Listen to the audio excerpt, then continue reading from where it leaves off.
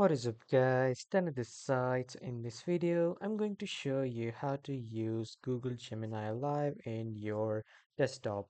So first you need to head over to the Google AI Studio by just typing aistudio.google.com, and after that you need to log in with your account credentials, and after that here on the left side you will see the option of stream.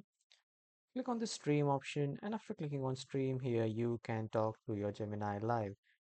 Yes, guys, you can now talk to Gemini Live in AI Studio for now because the original Gemini AI website is not live or has not the live feature for desktop. It is only for mobile phones.